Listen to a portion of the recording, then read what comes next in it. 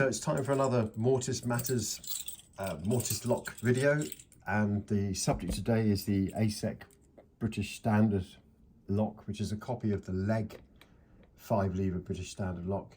It's a 5.5 gauge lock. It's pretty clear when you look through the keyhole to identify with the hard plates, and also it has a chamfered curtain on there.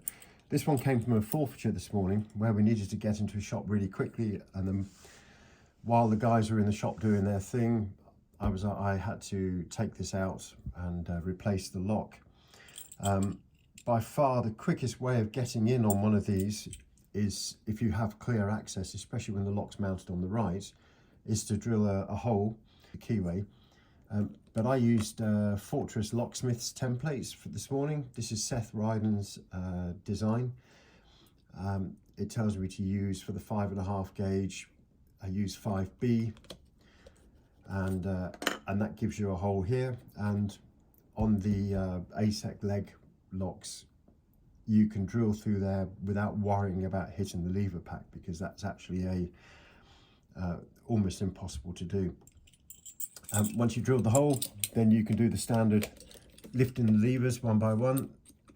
In Seth's kit, you have a key for each lever height, and you just work your way through the keys, turning, lifting the levers. Each time you do this, this probe I'm holding goes in one extra hole. Let's get this one in there. In you go. This key's a bit tight. Not sure why that key is tight. There we go. There's that one. Another lever. And finally the last one. Okay, so all those levers are now lifted, and I just need to put something in for turning the curtain and lift those levers up, and we should get an open. If I was looking at it from the right angle, there we go. And so that doesn't take very long. You just literally drill a hole, lift the levers, and then you're in. But what if you wanted to be non-destructive, or you didn't want to leave a hole in the door? Well, there are other ways of opening these locks. I've got the GJ Locks pin and cam system. You have a plasticine key. I've already put the plasticine on with a bit of talcum powder, and you can pop that into the lock. You can take a reading off the back of the levers, and then when you look at the key,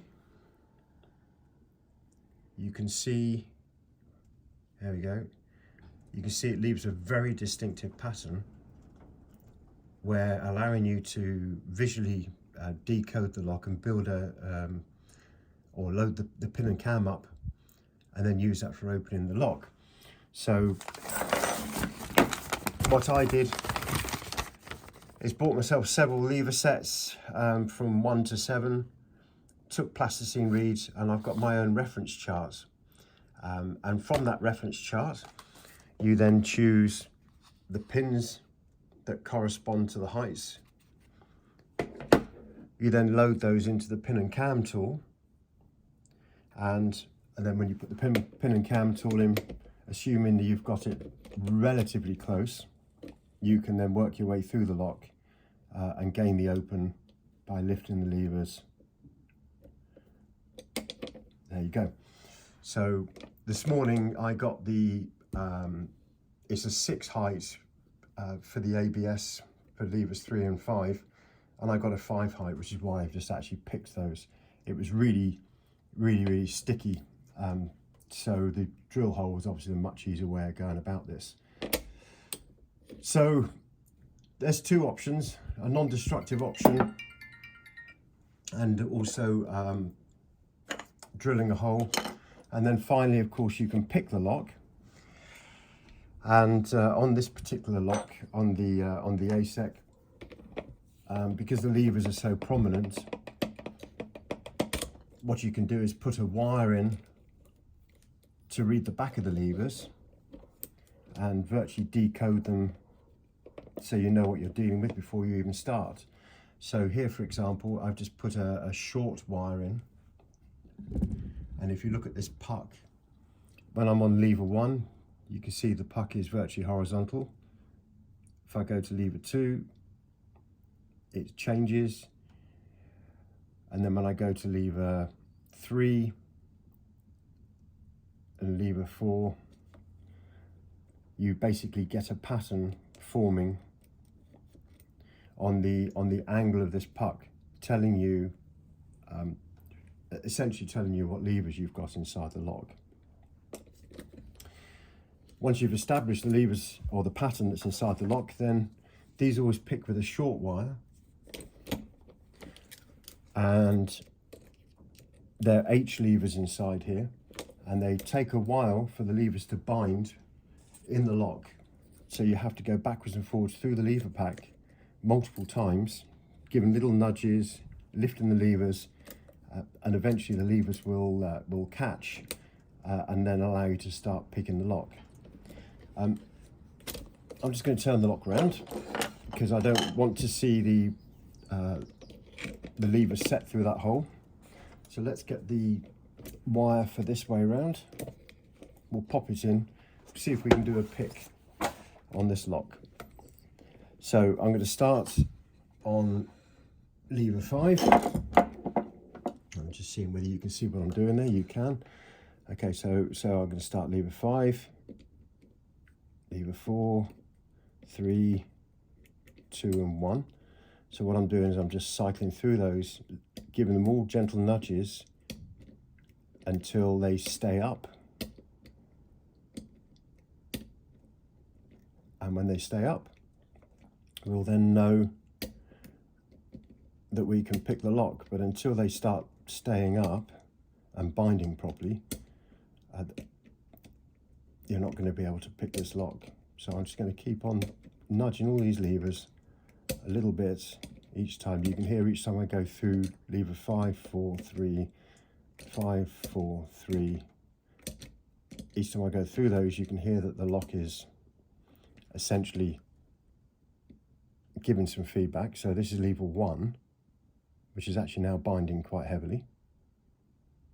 I'm going to give that a little nudge.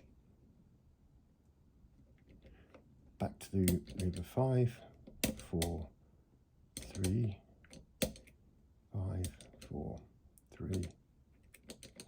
So 5, 4, 3, 1, 5, 4, 3. Okay, so now we're starting to, the lock is starting to talk to me. It's giving me some feedback on the picking. And there we go, and the lock is open. So it takes a little while of to and froing to get the levers to start to bind. Then you lift them up to your anticipated height, and once you've got them there, you can then pick the levers into the true gates, out of the force notches, out of the anti-pick notches, and as you can see, you can get the open on the lock fairly quickly. So there you go. So this morning it was a case of drilling, because it was the quickest method by far, and with Seth's lovely template. I'll leave a link to Fortress Locksmiths down below. So that's a really quick way. It pleases the guys you're with, because they don't want to sit there and watch you try and pick a lock for half hour on the door. So I saw that I had the opportunity to do this, got them in as quick as possible, and then obviously played with the pin and cam, and obviously the pick afterwards to brush up the skills and make sure that I could still open these. All right, I hope that's a good insight into how these work, and thanks for watching. Goodbye.